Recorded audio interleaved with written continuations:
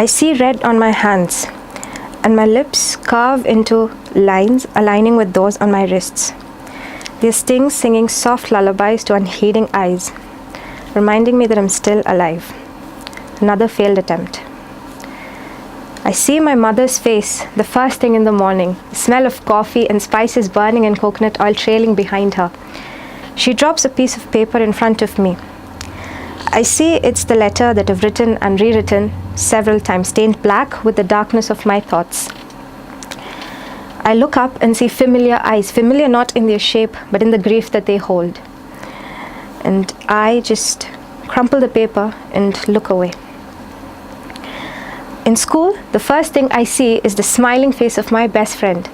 But on seeing my face, decked up with smiles held up by sellotape only visible to her, hers falters. She takes my hand, feeling the creases like paper crushed far too many times, and her grip becomes unsure. And I yank my hands and look away.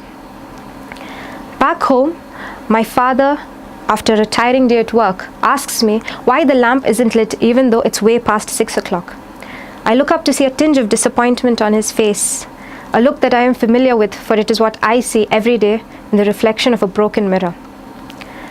I go and lie down on my bed and smile at the ceiling, seeing how the cracks on the white cement compare with those on my brown skin cells. My thoughts are interrupted by a 17-year-old who pokes his head in and says that dinner is ready and that I should at least have it tonight. On not receiving a reply, he heeds to the grumble in his stomach, sighs and leaves. I see scars on my hands even today, but they're memories of crimson days, days when I lived under a veil of red and donned a cloak of shadows. But I also hear in the cracks of her voice, trying to figure me out piece by piece, my mother was saying, "I'm here for you." In the light brown eyes of my best friend, following my tear tracks, she was saying, "I'm here for you." In the lines of tiredness that my father's face holds, because he goes to the grocery store after work to get my favorite candies, my father says, "I'm here for you."